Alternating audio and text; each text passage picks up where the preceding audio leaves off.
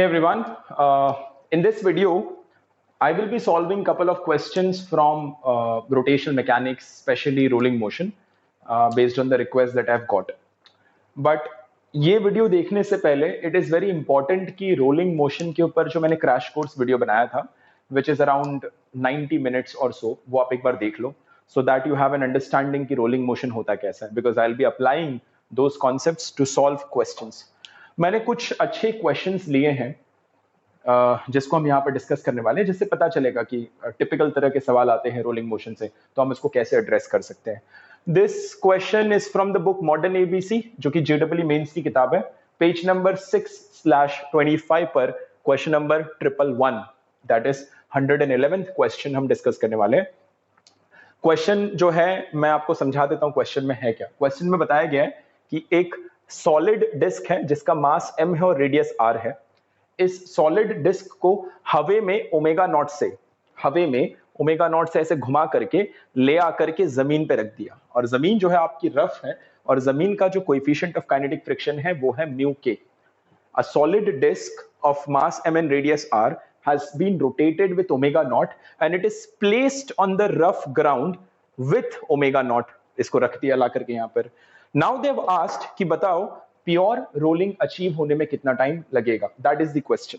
मैंने तो आपको बताया था कि कोई भी इम्प्योर फॉर्म ऑफ रोलिंग हो तो वो इम्प्योर फॉर्म ऑफ रोलिंग ज्यादा समय सर्वाइव नहीं करती है, फ्रिक्शन उसे इम्प्योर से प्योर में कन्वर्ट कर देगा, बिकॉज कोई भी rolling motion at the end of the day जो है प्योर रोलिंग में कन्वर्ट होना चाहेगा, because impure rolling is associated with energy dissipation, whereas pure rolling is not associated with energy dissipation. Pure rolling is stable condition. तो हर impure rolling अपने आप में pure rolling achieve करना चाहेगा, that's the purpose.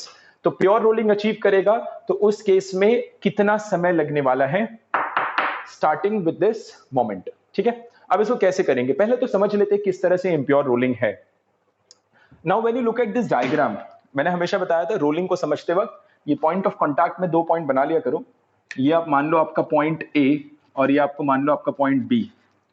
अगर आप देखेंगे तो आपका पॉइंट जो बी है वो पॉइंट आपका रेस्ट पर है, वेरएस आपका ए पॉइंट जो है ये ओमेगा नॉट की वजह से ऐसे यहां पर जाते हुए दिखेगा, कितने से, ओमेगा नॉट आर से जाते हुए दिखेगा।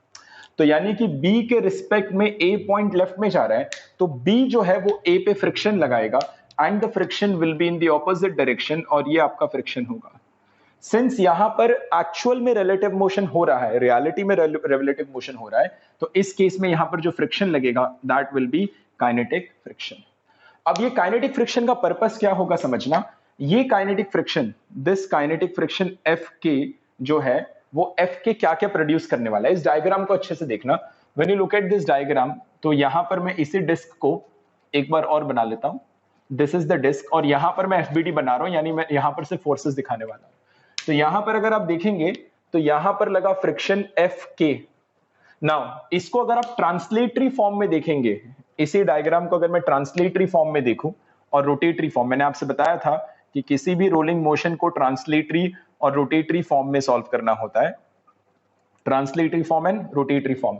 ट्रांसलेटरी फॉर्म में कैसा देखा जाएगा, ट्रांसलेटरी फॉर्म में जो है इसको एक पॉइंट मास की तरह हम ट्रीट करेंगे इस तरह से, और इसके ऊपर फोर्स अप्लाई कर देंगे। तो भाई यहां पर आपने एफ के अप्लाई कर दिया, जिसकी वजह से टुवर्ड्स राइट एक एक्सेलरेशन प्रोड्यूस हो गया ACM, जिसको दिखा जाएगा एफ के upon the mass capital M, और एफ के आपका हो जाएगा म्यू के इंटू एम इंटू जी अपॉन M, यानी आपका ACM आ जाएगा म्यू के इंटू जी। ये आपका एक्सेलरेशन प्रोड्यूस हो गया। रोटेटरी फॉर्म में देखेंगे तो सिर्फ रोटेशन देखना, अभी पॉइंट मास कंसीडर मत करना। तो रोटेटरी फॉर्म में अगर आप इसको देखेंगे तो आपको दिखेगा कि ये जो एफ के है इसने एंटी क्लॉकवाइज टॉर्क प्रोड्यूस किया होगा, और इस एंटी क्लॉकवाइज टॉर्क की वजह से इसमें एंटी क्लॉकवाइज अल्फा आ गया होगा, और उस अल्फा की वैल्यू कैसे लिखेंगे, torque is equal to I alpha होता है। तो टॉर्क कितना प्रोड्यूस हुआ, friction force into the radius ना, F K into R. So F K into R is equal to I of the disc into alpha. तो यहां से आपको मिल जाएगा that alpha is equal to F K. F K कितना है आपका, एफ के है आपका mu k m g into r the whole upon I. I क्या हो जाएगा, इट्स अ डिस्क, डिस्क का मोमेंट ऑफ इनर्शिया हो जाएगा mr स्क्वायर। तो यहां से मुझे पता चलेगा that your alpha is mm cut गया, यू हैव म्यू के जी अपॉन आर। तो इस तरीके से आपका अल्फा की वैल्यू आ गई, इसी तरह से आपका एसीएम आ गया। अब इसमें मैं इसको बहुत डिटेल में जाके कर रहा हूं, इतना समय क्वेश्चन में लगेगा नहीं, लेकिन अभी समझने के लिए तो इतना वक्त लगाना पड़ेगा। यहां पर्पस समझना, किसका क्या पर्पस है। मैं इस डायग्राम को भी रब कर रहा हूं।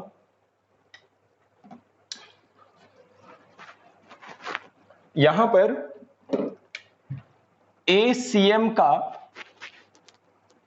एसीएम का पर्पस है कि वो वीसीएम को बढ़ाए, और यहां पर अल्फा का पर्पस है कि वो ओमेगा को घटाए। और ये प्रोसेस वो तब तक करते रहे जब तक प्योर रोलिंग ना आ जाए। और प्योर रोलिंग आने का मतलब क्या होगा कि आपका वेलोसिटी जो है वो वीसीएम डैश हो चुका है और आपका एंगुलर वेलोसिटी ओमेगा डैश हो चुका है, और उसकी ये कंडीशन सैटिस्फाइड है, that is VCM is equal to omega dash R, यानी ये प्योर रोलिंग कंडीशन अचीव हो चुकी है। तो हुआ क्या होगा, हुआ ये होगा कि आपका चेंज क्या हुआ है। इनिशियली अगर आप देखेंगे तो initially you had impure rolling, और फाइनली अगर आप देखने की कोशिश करेंगे यहां पर तो आपको दिखेगा कि finally you had pure rolling. Initially it was impure, finally it's a pure rolling case. क्या क्या बदला है यहां पर अगर आप देखेंगे तो आपका सेंटर ऑफ मास का वेलोसिटी अगर देखेंगे तो 0 से वो बन गया VCM, और अगर आप एंगुलर वेलोसिटी देखेंगे तो वो ओमेगा नॉट से VCM डैश, और एंगुलर वेलोसिटी देखेंगे तो ओमेगा नॉट से ओमेगा डैश बन गया। अब 0 से V डैश CM बनाने के लिए कौन काम आया होगा, ACM, और ओमेगा नॉट से ओमेगा डैश बनाने के लिए कौन काम आया होगा, इट विल बी अल्फा। और ACM और अल्फा तो हम यहां पर ऑलरेडी निकाल चुके हैं। Now that is something that we have got. तो यहां पर अगर आप काइनेमैटिकल इक्वेशन लिखेंगे तो आपको काइनेमैटिकल इक्वेशन से दिखेगा, काइनेमैटिकल इक्वेशन आप चाहो तो एंगुलर वेलोसिटी में भी लिख सकते हो, काइनेमैटिकल इक्वेशन अगर आप चाहो तो लीनियर वेलोसिटी में भी लिख सकते हो। मैं लिखने वाला हूं लीनियर वेलोसिटी में, यानी कि मैं लिखूंगा ट्रांसलेटरी मोशन के लिए लिख रहा हूं मैं। अगर मैं ट्रांसलेटरी के लिए लिखूंगा तो मुझे दिखेगा that final velocity is equal to initial velocity plus acceleration into time, और ये टाइम मुझे निकालना है। तो फाइनल वेलोसिटी कितना हो चुका है, v dash cm, initial velocity कितना था 0, प्लस एक्सेलरेशन कितना निकाला आपने, म्यू के इंटू जी इंटू टाइम, यानी आप यहां से देखेंगे therefore time is equal to v dash cm upon mu के इंटू जी। प्रॉब्लम भी सॉल्व नहीं हुआ है बिकॉज आपको अभी तक इस v डैश cm के बारे में नहीं पता है, तो ये v डैश cm निकालना बहुत ज्यादा जरूरी है। अब ये v डैश cm हम कैसे निकालेंगे, इसके लिए हमें इस पॉइंट के अबाउट, ग्राउंड पे कोई पॉइंट ले लो ऐसे S, और S के अबाउट हमें एंगुलर मोमेंटम को कंजर्व करना होगा। अब S के अबाउट एंगुलर मोमेंटम कंजर्व क्यों होगा, क्योंकि S पॉइंट के अबाउट कोई टॉर्क प्रोड्यूस नहीं हो सकता। टॉर्क अगर कोई प्रोड्यूस कर सकता था तो वो था आपका फ्रिक्शन, बट ये फ्रिक्शन जो फोर्स है वो S पॉइंट से पास हो रहा है ना, the line of the force is passing through S, यानी S के अबाउट द टॉर्क इज 0। तो यहां पर हम इसको थोड़ा आगे बढ़ते हुए लिखेंगे that since the torque about s equal to 0, therefore angular momentum is conserved। यहां पर आपका angular momentum conserved होगा। तो मैं लिखूंगा भाई initial angular momentum about s is equal to final angular momentum. तो इसको लिख लेते हैं। इनिशियल एंगुलर मोमेंटम भी दो पार्ट में लिखा जाएगा। Now how to write angular momentum, एक छोटा सा वीडियो है जो सेम चैनल पे पड़ा हुआ है, तो आप जाकर वहां पर देख लेना कि स्पिन एंगुलर मोमेंटम क्या होता है, ऑर्बिटल एंगुलर मोमेंटम क्या होता है। उसी को यूज करके मैं यहां पर लिखने वाला हूं। इनिशियली अगर आप देखेंगे तो इसमें सिर्फ ऑर्बिटल एंगुलर मोमेंटम था and it was spin angular moment, orbital angular momentum was 0, इसमें सिर्फ स्पिन एंगुलर मोमेंटम था and that was I omega naught, it was I omega naught and it is clockwise. तो मैं इसको mention कर दे रहा हूं यहां पर that it is clockwise is equal to, finally अगर आप देखेंगे तो फाइनली हो क्या रहा होगा, फाइनली ये जो है अब v डैश cm से ऐसे जा रहा होगा और ओमेगा डैश से ऐसे घूम रहा होगा, और ये रहा वो पॉइंट S जिस पॉइंट के अबाउट आप लिखना चाहते हैं, और प्योर रोलिंग अचीव हो चुकी है। तो S पॉइंट के अबाउट v डैश cm का ऑर्बिटल एंगुलर मोमेंटम होगा mvcm r, और इसकी वजह से I ओमेगा। तो ये हो जाएगा आपका m v dash cm into r clockwise plus I omega dash clockwise.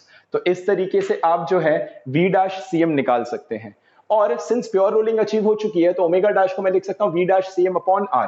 तो I क्या हो जाएगा, I is going to be mr square upon 2 into omega not is equal to m v dash cm को आपने वैसे लिख दिया v dash cm into r plus आपने I को लिखा m r square upon 2 into omega dash को लिखा आपने v dash cm upon r।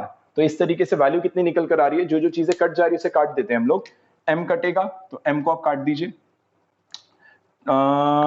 सब दोनों तरफ 2 मल्टीप्लाई करो तो यहां एक 2 आ जाएगा, ये 2 कट जाएगा, यहां से एक r कट जा रहा है।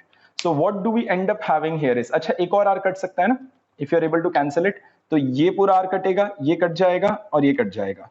So what do I have here is r omega not is equal to 2v dash cm plus यहां से सिर्फ बचा v dash cm, therefore v dash cm मुझे मिल गया है r omega not upon 3, that is the v dash cm।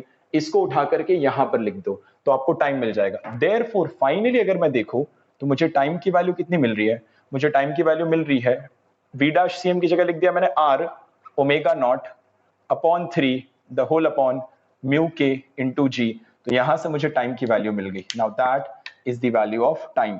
Late us try to cross check if this answer is correct. Meanwhile आप इसको नोट भी कर लो।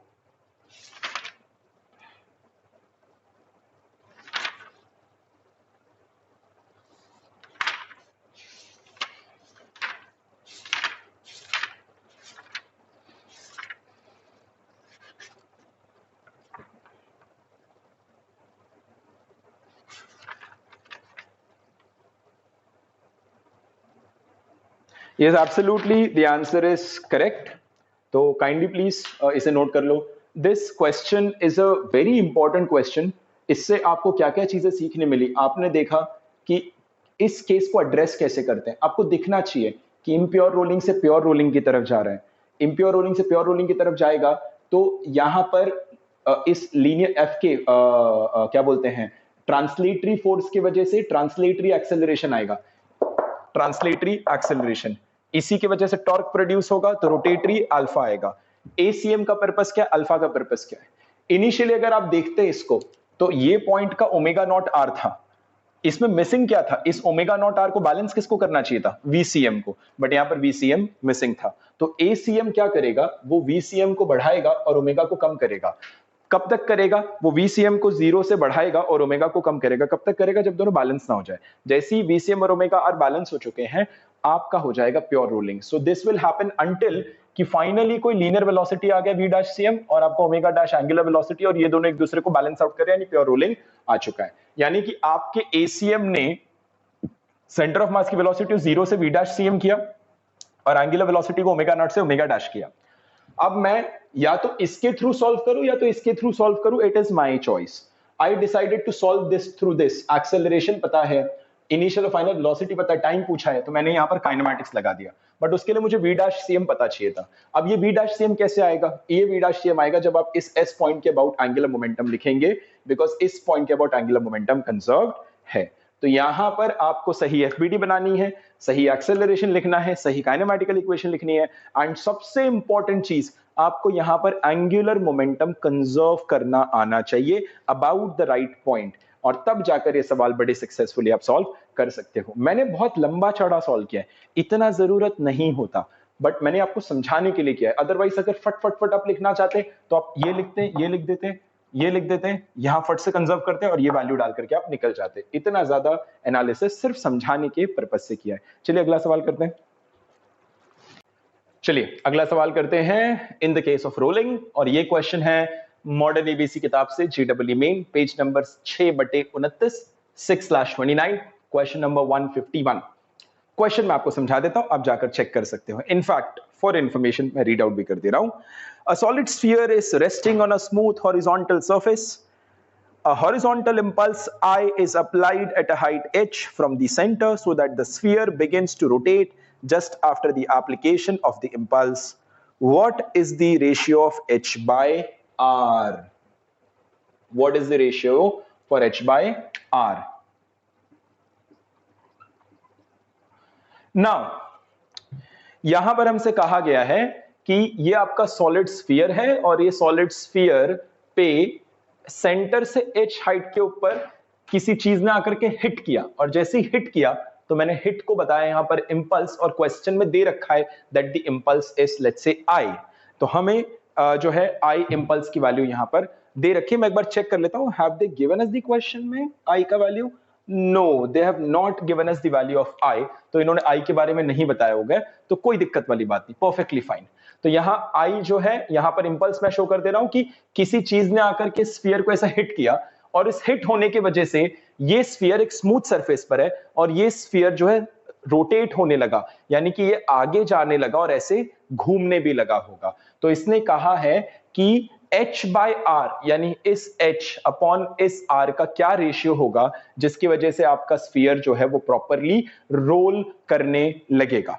तो यहां पर क्या होगा कि जब इस इंपल्स ने इसको हिट किया तो ये स्फीयर जो है आगे जाने लगेगा VCM से और घूमने लगेगा ओमेगा से, and this VCM should be equal to omega R, because ये अपने आप में सिर्फ रोलिंग का केस बनेगा, स्लाइडिंग का केस नहीं बन रहा। So VCM equal to omega R का केस यहां पर वैलिड रहेगा। नाउ इंपल्स मोमेंटम, जैसे ही तुम्हें इंपल्स सुनाई देना तो इंपल्स को सुनते ही हमेशा दिमाग में याद रखना रोलिंग में something called as impulse momentum theorem.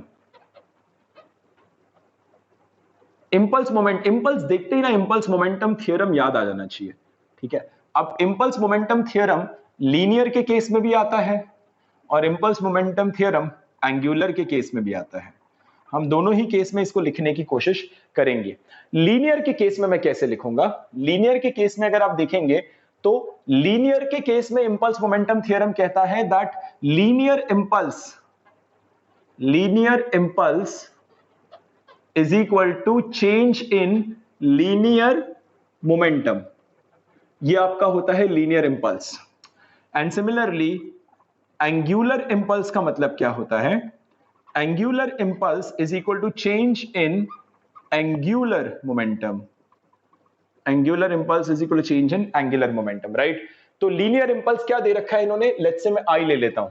So linear impulse is equal to I is equal to change in linear momentum, that is final linear momentum minus initial linear momentum. Final linear momentum देखना, ये final case है, ये initial है। तो finally अगर आप देखोगे तो लीनियर मोमेंटम क्या है? लीनियर मोमेंटम का मतलब होता है मास को पॉइंट मास मानो। मास को पॉइंट मास मान के मैंने सेंटर पे रख दिया और ये आगे जा रहा है VCM से, तो फाइनल लीनियर मोमेंटम होगा MVCM, ठीक है। तो ये हो गया आपका फाइनल लीनियर मोमेंटम माइनस आपका इनिशियल लीनियर मोमेंटम हो जाएगा zero, because initially linearly move नहीं कर रहा था। Let's talk about the angular momentum. अब एक चीज याद रखना, एंगुलर मोमेंटम एक ऐसी चीज है जो आपको किसी एक्सिस के अबाउट लिखना होगा, खास करके उस एक्सिस के अबाउट जिसके अबाउट रोटेशन हो रहा है। आप यहां देखेंगे तो ये पूरा का पूरा रोटेशन सेंटर के अबाउट हो रहा है। तो मैं क्या करूंगा कि मैं अपना एंगुलर मोमेंटम लिखने जा रहा हूं सेंटर के अबाउट, राइट। सो मैं इसको लिखूंगा अबाउट सेंटर C। तो एंगुलर मोमेंटम क्या हो जाएगा? एंगुलर मोमेंटम होता है linear impulse into the distance from the axis. This linear impulse into the distance from the axis, that is I multiplied by h, and that should be equal to change in angular momentum. Final angular momentum आपका हो जाएगा I omega minus initial angular momentum घूम नहीं रहा, that's going to be 0। तो इस तरीके से आपने दो इक्वेशन लिख लिया। अब आप क्या करेंगे? अच्छा, एक चीज का ध्यान रखना, यहां पर एक काम करते हैं, ये जो I है ये मोमेंट ऑफ इनर्शिया है, ये आई इंपल्स है, ये इंपल्स है, इंपल्स ये मोमेंट ऑफ इनर्शिया है। तो on a safer side, confusion ना हो तो मैं इसको मोमेंट ऑफ इनर्शिया लिख देता हूं mi, या फिर सीधा का सीधा मैं इसको लिख देता हूं, सॉलिड स्फीयर है ना तो 2/5 mr², इस तरह से मैं लिख दे रहा हूं 2/5 mr² because it's a solid sphere. अब आप इसका रेशियो ले लो, this equation upon this equation कर दो तो h बचेगा क्योंकि I कट जाएगा, एंड दिस अपॉन दिस आ जाएगा, so it's going to be 2/5 mr² into omega the whole upon m into VCM, और ये निकल कर आ जाएगा आपको h, और VCM को आप लिख सकते हो omega r, then this is going to be 2/5 m omega r² upon m VCM that is omega r। तो कैंसिल आउट कर दो, जो जो टर्म कैंसिल हो जा रहे हैं। So you and up getting m cancel हो गया, ओमेगा कैंसिल हो गया, एक r यहां से कैंसिल हो गया। सो आपको मिलेगा h बाय r का रेशियो एज 2/5। यस, यानी h बाय r को आप 2/5 रखेंगे तो ये कंडीशन वैलिड हो जाएगी, that it will be properly rolling. तो काइंडली प्लीज आप इसको जो है पॉज करके इसको नोट कर लो। It's a very small question, बहुत ही आसान है बट लर्निंग देकर जाता है। चलिए अगला सवाल करते हैं। ये सवाल मॉडर्न एबीसी जेडब्ल्यू मेंस वाली किताब से है, पेज नंबर 6/33, क्वेश्चन नंबर 185। सवाल मैं रीड कर रहा हूं, फिर समझाऊंगा भी। रीड इसलिए कर रहा हूं कि अगर आपको किताब में शायद सवाल ना मिल पाए, सो that you can at least right it down. Diagram यहां पर है। A wheel of radius r and mass m stands in front of a step of height h।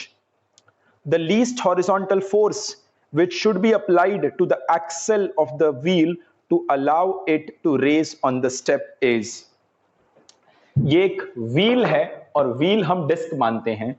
इस व्हील को इस स्टेप पर, इसको मैंने ब्लॉक लिख दिया पर आप इसको सीढ़ी मान लो, स्टेप, इस स्टेप पर इसको चढ़ना है।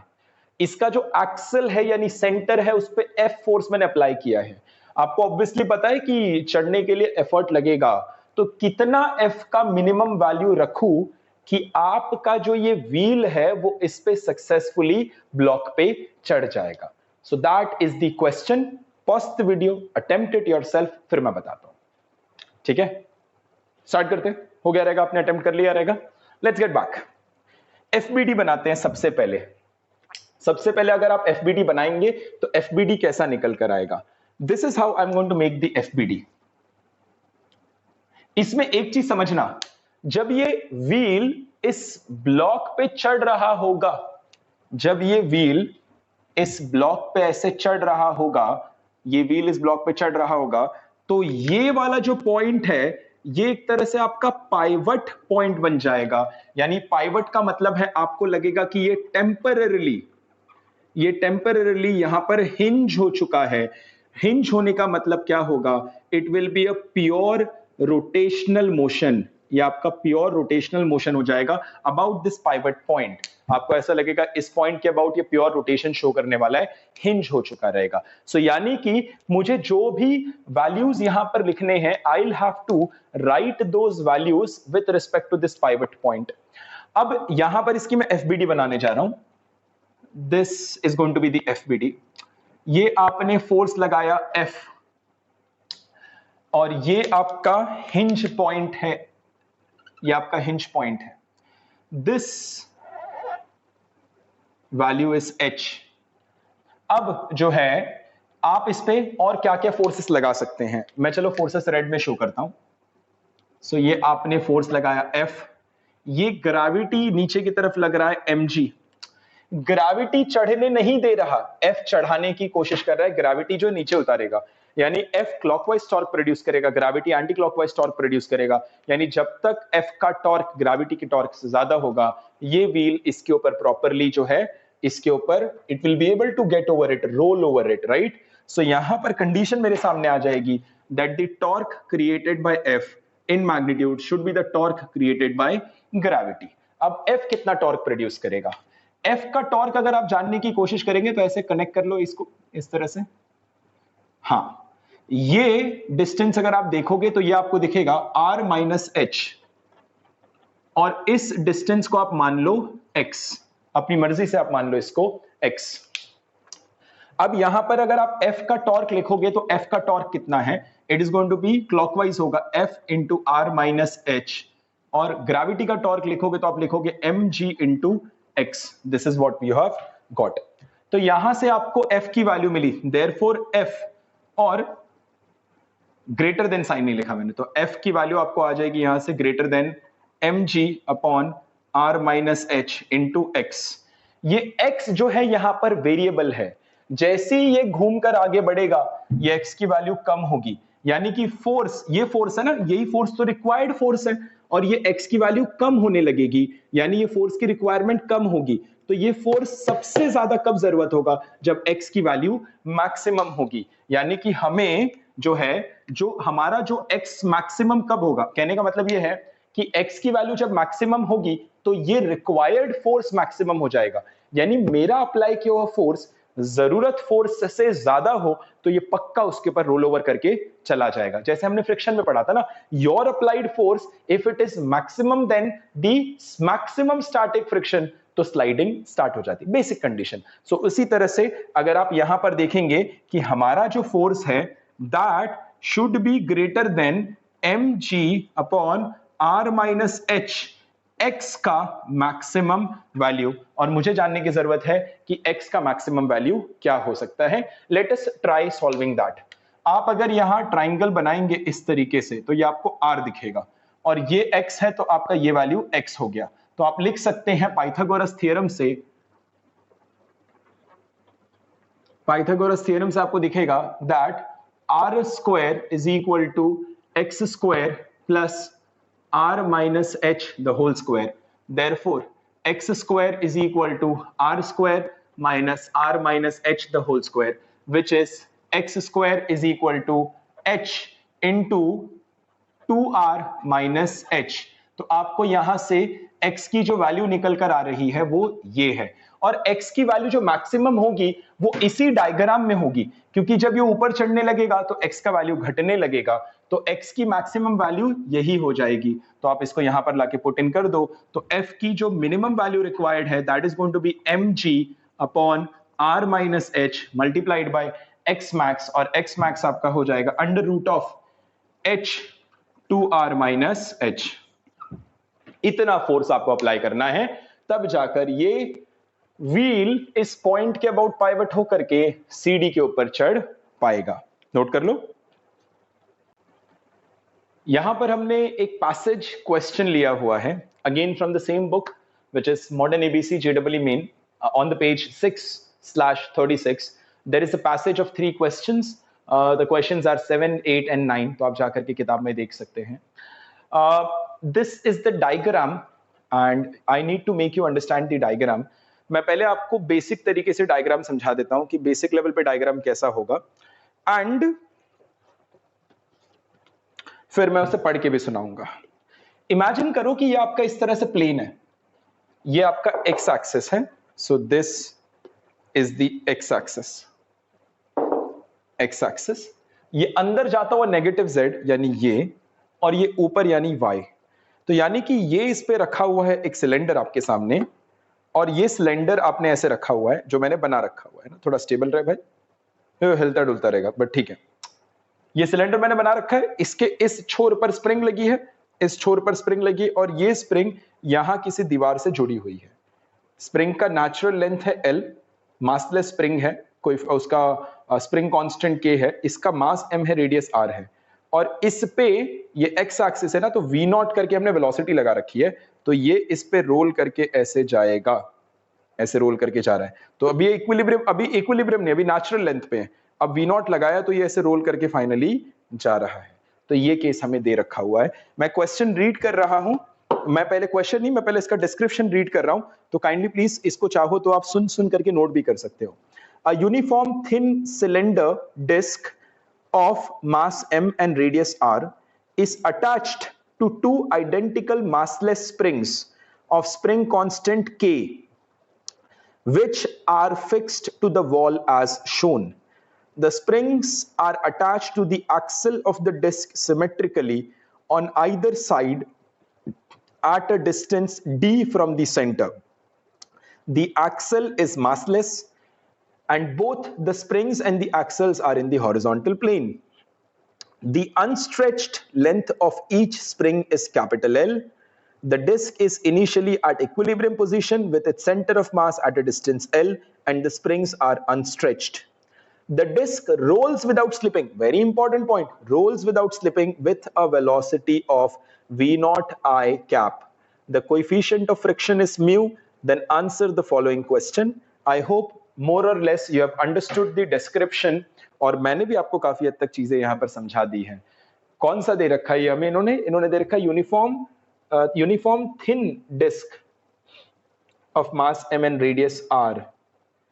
थिन डिस्क, ये जो थिन डिस्क का वर्ड है इससे मुझे समझ में आ रहा है थिन, देखो भरा हुआ जो क्या ये हाँ, इन्होंने डिस्क दे रखा हुआ है, थिन डिस्क दे रखा हुआ है। सो मैंने यहाँ पर आपको, सॉरी, मैंने आपको यहाँ पर सिलेंडर की तरह दिखा दिया है, तो ये आपको अंडरस्टैंडिंग पॉइंट ऑफ व्यू से मैंने दिखा दिया, but please take it to be a disc only. ये डिस्क है मतलब यहाँ पर सिर्फ एक डिस्क होगा। सो ये डिस्क आप मान के चलो। So it's not a cylinder, it's a disc. अब सवाल पढ़ते हैं। सबसे पहला सवाल हमसे कहता है, ये नोट कर सकते हो, question number 7, the net external force acting on the disc when its center of mass is at a distance x with respect to equilibrium position is, यानी कि जब सेंटर ऑफ मास इक्विलिब्रियम से x distance पर होगा तो आपके disc पे net force क्या होगा, ये हमें निकालना है। अब देखना, मैं इस क्वेश्चन में यहां से चीजों को ऑब्जर्व करने वाला हूं, मैं यहां से चीजों को ऑब्जर्व करूंगा तो मुझे ये डायग्राम कुछ इस तरीके से दिखेगा। ये आपका हो जाएगा वॉल, और ये आपका हो जाएगा एक नहीं दो स्प्रिंग, एक के पीछे एक है, और ये आपका हो जाएगा डिस्क, ये आपका डिस्क हो जाएगा, और ये जमीन हो जाएगी। ये जमीन पर जो है इस तरीके से, और let me use a blue marker now, ये आपका डिस्क हो गया, ये आपका स्प्रिंग हुआ, ये वॉल को लगा हुआ है, ये आपका जमीन हो गया, और जो है ये K, L डिस्टेंस पर है, ये इक्विलिब्रियम पोजीशन पे है। अब हमने क्या किया है, हमने इसको x डिस्टेंस, अच्छा देखिएगा, दो स्प्रिंग है और दोनों पैरेलल अटैचमेंट है, तो K के मिलाकर के आपका हो जाएगा 2K, तो इस बात को ध्यान रखना। ये इसका इक्विलिब्रियम पोजीशन है, so you can mark the equilibrium position, ये आपका इक्विलिब्रियम पोजीशन है।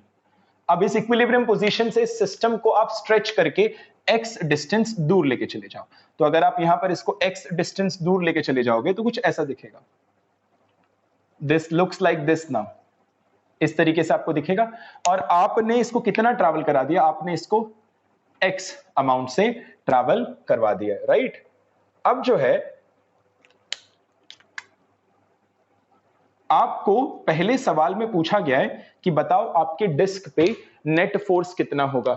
ध्यान रखना, coefficient of static friction mu दे रखा है, यानी आपका जो जमीन है वो रफ है, तो इसका एफबीडी सबसे पहले बनाते हैं। सबसे पहली चीज अगर आप देखेंगे, अच्छा इस पॉइंट ऑफ टाइम पर इसकी वेलोसिटी कितनी दे रखी है, जब ये इक्विलिब्रियम पे था तो इसकी वेलोसिटी v0 थी, जब ये इक्विलिब्रियम पे था। यहां पर इसकी वेलोसिटी क्या होगी मुझे नहीं पता, बट मैं मान लेता हूं कि भाई यहां पर इसकी वेलोसिटी जो होगी वो v होगा।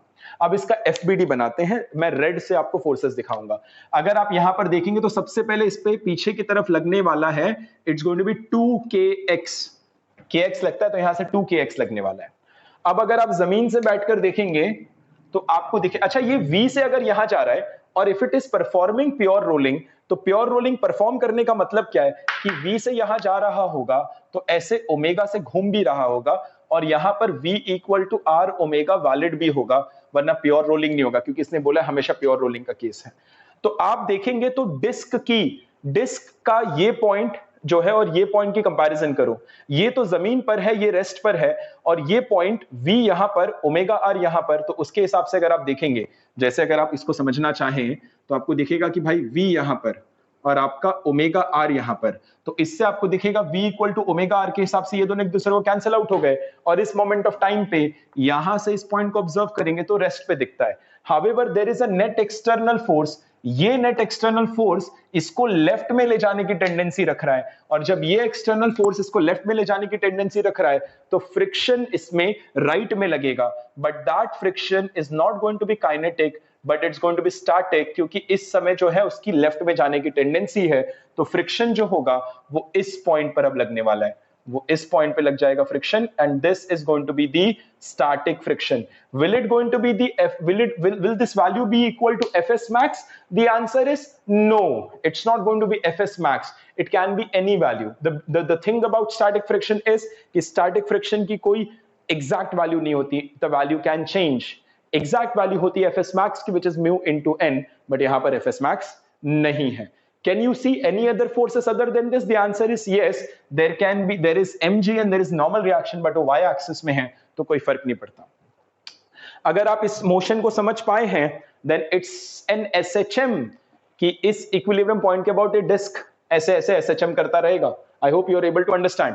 यानी कि अगर आप देखेंगे तो मेरे सिस्टम पे नेट फोर्स जो होगा वो टुवर्ड्स लेफ्ट होगा, and this net force is going to be the restoring force.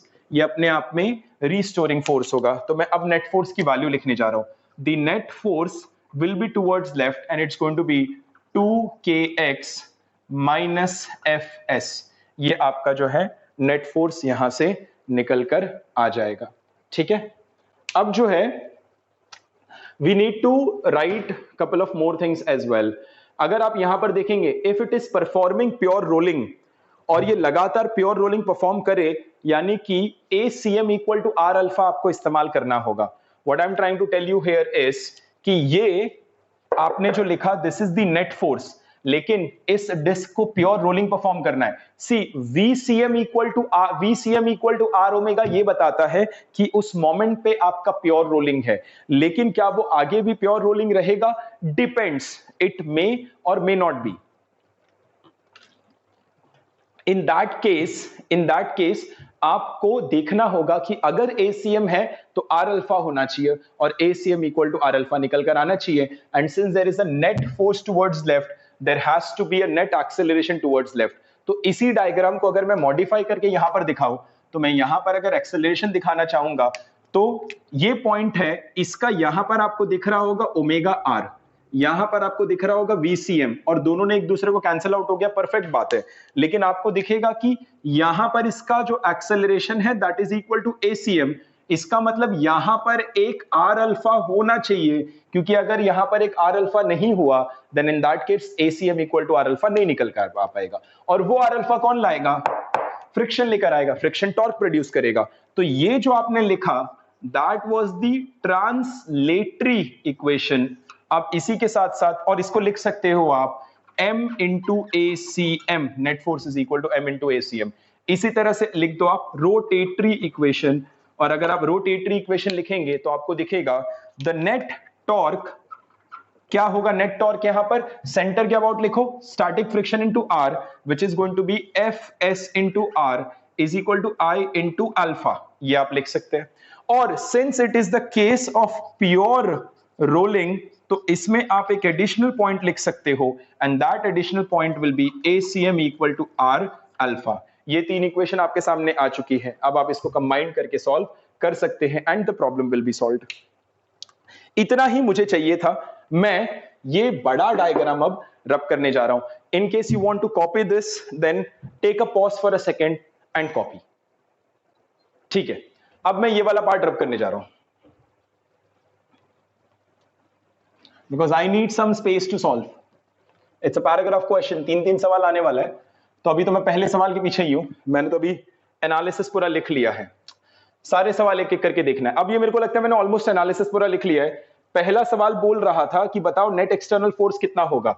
Net external force तो ये होगा, लेकिन नेट एक्सटर्नल फोर्स जो उन्हें चाहिए वो x के टर्म्स में चाहिए। पहला सवाल जो है वो मैं देख पा रहा हूं, it says find the net external force on the disc when its displacement from the center of mass is x with respect to equilibrium position, and they have given the answer to be in terms of x, यानी मुझे fs यहां से eliminate करना होगा। तो कोई बात नहीं है, fs एलिमिनेट करते हैं पहला सवाल सॉल्व करने के लिए। पहला सवाल में मुझे नेट फोर्स निकालना है and that should be a function of x निकालना है। तो मैं लिखने वाला हूं, चलो नेट फोर्स यहां से आ गया ना, fs में यहां से रिप्लेस कर देता हूं। तो मैं लिखूंगा that net force is equal to 2kx minus fs को मैं यहां से लिख रहा हूं, it's going to be I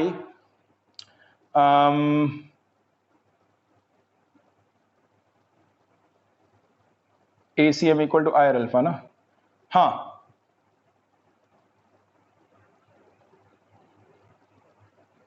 fs।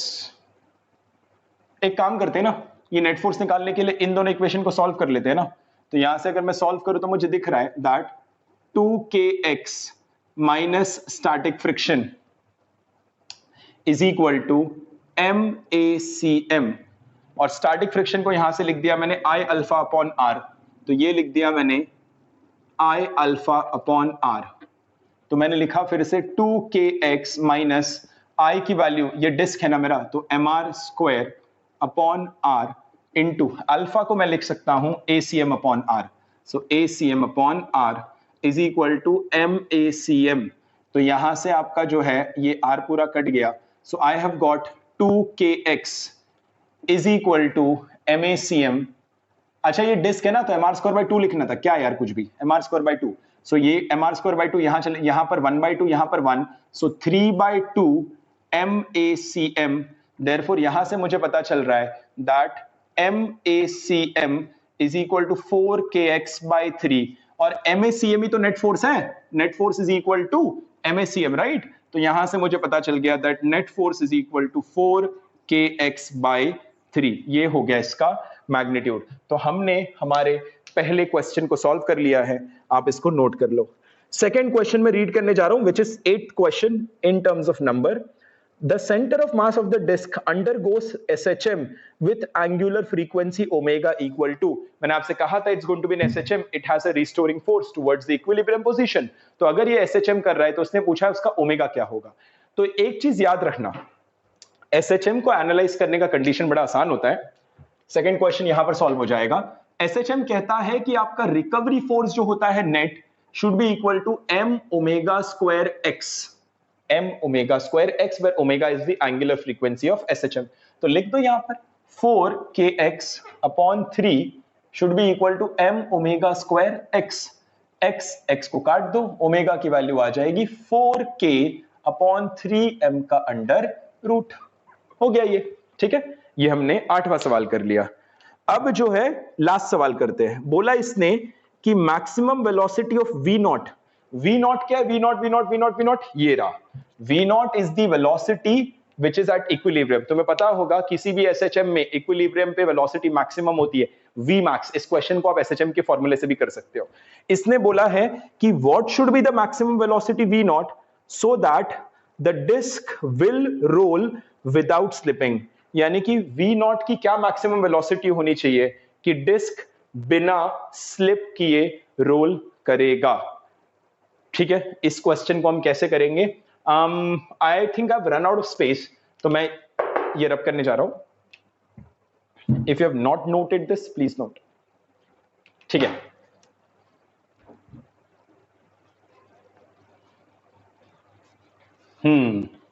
So question number 3 says कि भाई आपका v नॉट का मैक्स वेलोसिटी क्या होगा सो दैट सच दैट आपका प्योर रोलिंग बना रहे, यानी आपका एनर्जी डिसिपेट ना हो, आपका प्योर रोलिंग बना रहे, तो उसकी वैल्यू कितनी निकल कर आ सकती है।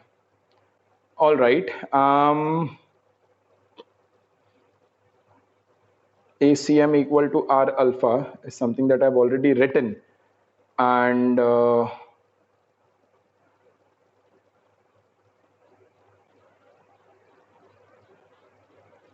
x की हमें जो है यहाँ पर V max की वैल्यू निकालनी है ना, तो ओके, वर्क पर एनर्जी से तो इस क्वेश्चन को हम बड़ी आसानी से कर सकते हैं, but can I think a little differently, क्या मैं इसका यूज कर सकता हूँ? V max is equal to omega A, V is equal to omega A square minus x square, and that is a general value of V and omega A। तो A कैसे मुझे पता चलेगा, A कैसे पता चलेगा मुझे, half kx square static friction है, and this is equal to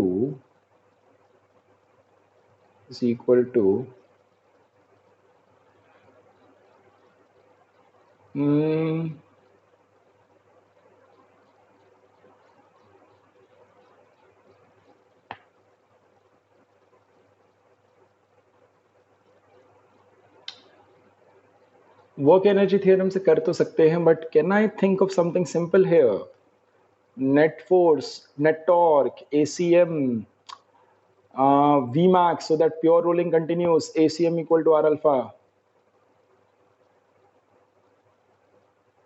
ACM equal to R alpha, FS। एक काम करते हैं, ACM equal to R alpha अगर मैं मेंटेन रख पाया ना, तो उस केस में मेरा प्योर रोलिंग होगा। मैं एनर्जी से नहीं करना चाह रहा, आप कर लो एनर्जी से। आप जो एनर्जी कंजर्वेशन लगा दो, पोटेंशियल एनर्जी प्लस काइनेटिक जो है दोनों तरफ बराबर कर लो, एक एक्सट्रीम पोजीशन पे लिख देना, एक इक्विलिब्रियम पोजीशन पे लिख देना। मैं उसमें नहीं जाना चाहता, मैं इसी को ऐसे ही सॉल्व करना चाहता हूँ। तो मैं काम करता हूँ, मैं यहाँ पर कुछ कुछ करने की कोशिश कर रहा हूँ। सो आई राइट 2kx, ये वाला ले लिया मैंने, माइनस फ्रिक्शन की वैल्यू अगर मैं लिखूंगा यहाँ पर, तो फ्रिक्शन की वैल्यू जो है मुझे निकालना है, तो मैंने लिख दिया Fs, मैं निकालना चाहता हूँ friction, is equal to MACM। ACM को लिख सकता हूं मैं R अल्फा, तो मैंने लिख दिया R अल्फा को लिख दिया मैंने यहां से Fs into R upon I, तो यहां लिख दिया मैंने Fs into R upon I, और I आपका हो गया mr स्क्वायर अपॉन 2, तो 2 चला गया यहां पर, तो मुझे Fs चाहिए, तो ये M कटा, ये M कटा, ये R कटा, ये R कटा, ये कट गया, ये कट गया। सो 2kx मुझे मिल गया यहां पर बराबर 3Fs, तो Fs मुझे आ रहा है 2kx अपॉन 3, यानी कि आपका स्टैटिक फ्रिक्शन जो है वो x पे डिपेंडेंट है। तो अगर मुझे x मैक्स जानना है, then that will be equal to 3/2k Fs max, right? and Fs max की वैल्यू होती है म्यू इंटू n, तो मेरे को x max यहां से पता चल गया 3/2k into Fs max which is mu into n, और n हो जाएगा आपका mg के बराबर। अब आप बोलोगे सर आप x max क्यों निकाल रहे हो? SHM पढ़ा है ना, SHM में पढ़ा हुआ है, SHM में हमने पढ़ा है कि इक्विलिब्रियम पोजीशन पे जो मैक्सिमम वेलोसिटी होती है वो ओमेगा इंटू ए होती है। ए क्या होता है? एम्पलीट्यूड। एम्पलीट्यूड क्या होता है? x की मैक्सिमम वैल्यू। तो v max की मैक्सिमम वैल्यू कितनी आ गई? 3 mu mg upon 2k into omega, और ओमेगा मैंने कितना निकाल रखा है? इसको रब करो, इसको रब करो, ओमेगा मैंने निकाल रखा है under root of 4k upon 3m। तो इसको अगर मैं वैल्यू लिखूं फाइनली तो कितना निकल कर आ रहा है? यहां से इसको और इसको सॉल्व किया तो √3 बचता है, ये 2 4 के साथ कट जाएगा, यहां से अंडर रूट k आ जाएगा, तो ये चला गया आपका, और यहां से अंडर रूट m आ जाएगा, और आपका म्यू और जी बाहर ही है, so the answer is mu g under root 3m upon k। Let me see if that answer is correct. Yes, this answer is absolutely correct. तो मैं उसे वर्क पर एनर्जी से करना तो चाह रहा था, बट वो पता था वो हो सकता है, बट आई जस्ट वांटेड कि मैं क्या इन 3 इक्वेशन से इन क्वेश्चन को सॉल्व कर सकता हूं, and that is how I ended up solving it. उन्होंने बोला है कि v नॉट की मैक्सिमम वेलोसिटी क्या हो सकती है प्योर रोलिंग के लिए? v नॉट क्या है? v नॉट जो है इक्विलिब्रियम पर वेलोसिटी है। SHM के हिसाब से इक्विलिब्रियम की वेलोसिटी को लिखा जा सकता है ओमेगा इनटू एम्पलीट्यूड। ओमेगा मैं निकाल चुका हूं, एम्पलीट्यूड मुझे निकालना है। एम्पलीट्यूड क्या होगा? x का मैक्सिमम वैल्यू। तो उन 3 इक्वेशंस को मैंने F3 इक्वेशन से घुमा फिराकर Fs और x की वैल्यू निकाल ली। x का max will correspond to Fs max. Fs max क्या होता है? म्यू इनटू mg, तो x मैक्स आ गया, वो एम्पलीट्यूड हो गया, यहां लिख दिया ओमेगा ए के साथ v मैक्स, पता चल गया। तो इस तरीके से हमने रोलिंग मोशन का एक बहुत ही बेहतरीन पैराग्राफ सॉल्व किया है। आई सपोज मोर और लेस रोलिंग के क्वेश्चंस कहीं ना कहीं इन जो हमने पिछले 5-6 क्वेश्चन किए हैं उसमें कवर अप हो चुका है ना? So almost, because every question had some or the other learning and inclusion of some of the other concept. तो प्लीज इन क्वेश्चंस को ध्यान से देखो, समझो एक एक स्टेप कैसे लिया जा रहा है, what's the logic behind it, and if you are able to get that, I think आपको रोलिंग मोशन की एक बहुत अच्छी अंडरस्टैंडिंग डेवलप हो चुकी है। सो रोलिंग मोशन के क्वेश्चन सॉल्विंग वाला पार्ट मैं यहीं पर एंड करता हूं, है ना? इसके बाद हम कुछ और लेंगे। ये क्वेश्चन अपने आप में सफिशिएंट है to give you a lot of understanding. Thank you so much.